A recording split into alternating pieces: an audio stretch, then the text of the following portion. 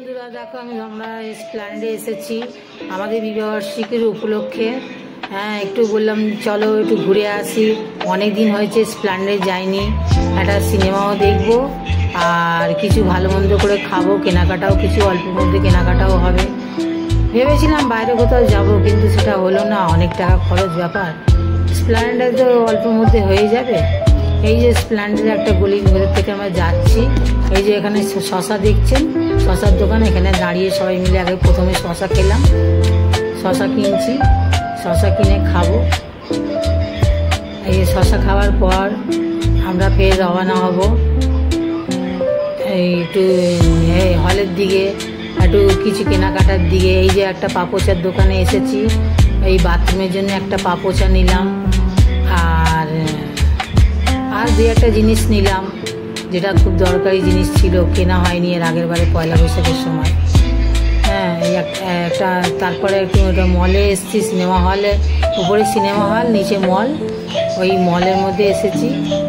এই মলের মধ্যে এসে দুই একটা জামা আমার ছেলে দেখছে, দুই একটা জামা ঠিক ওর জামা ছিল না ঠিক করে, দেখো সাদা রঙের জামাটা কি সুন্দর লাগছে। হ্যাঁ, এই যে আমার ছেলে সাদা রঙে, আমি বলছি নাও।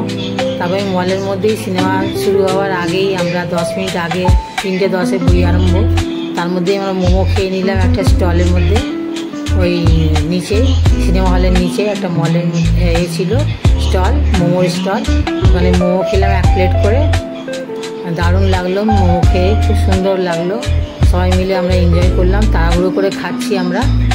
এই যে দেখো সিনেমাটা ছেড়ে যায় বলে আমরা তাড়াহুড়ো করে খেয়ে ফের আমরা রওনা হয়েছি।